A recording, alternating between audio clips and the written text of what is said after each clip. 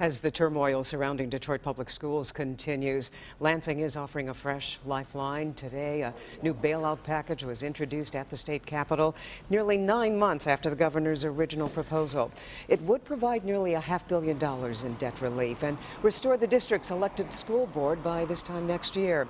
Guy Gordon joins us now live from Detroit's West Side, where the teachers union is meeting right now. I wonder what their reaction is to all of this, Guy.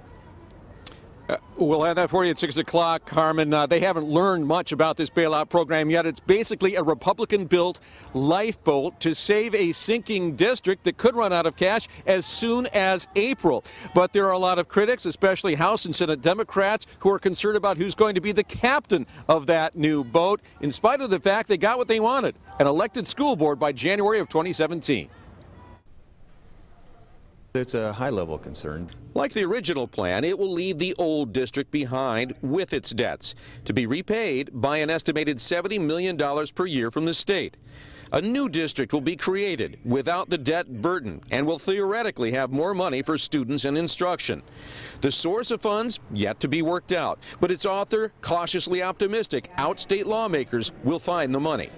Everybody knows that we have a financial issue that we need to address. We need to make sure that the kids in Detroit get the education that they deserve. Beginning in July, the new district will be overseen by an appointed board. 5 members selected by the governor, 4 by the mayor. A new board will be elected in November of this year and then take command in January of 2017.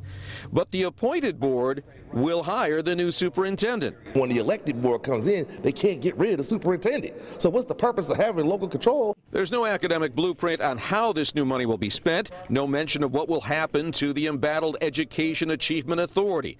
But the bottom performing 5% of schools will be put up for bid and special attention. We want to make sure that there's equal playing field in this bidding process, and that the charters don't come in and take the 5% and then pretty much over a period of time be able to dissolve DPS. Now, in the meantime, Mayor Mike Duggan, very tepid in his response. He says that he and House and Senate Democrats will continue to work behind the scenes to try to get these concerns addressed as this bill, this package of bills, goes through the hearing process. But they acknowledge privately that nobody else is building them a lifeboat and that they may be forced to get into this one. In the meantime, as we said, Detroit teachers are being briefed, not just about this, about how they're going to react going forward to the conditions within the school district, whether or not there will be these repeated sick-outs. We'll have more on that coming up at 6 o'clock. We'll have their reaction to the bailout plan. We'll also get reaction from the plan's authors about some of the concerns that have been raised. We're live from Fellowship Chapel. I'm Guy Gordon, Local 4. Carmen and Devin, back to you. All right, we'll look forward to your report at 6 o'clock. Thank you, Guy.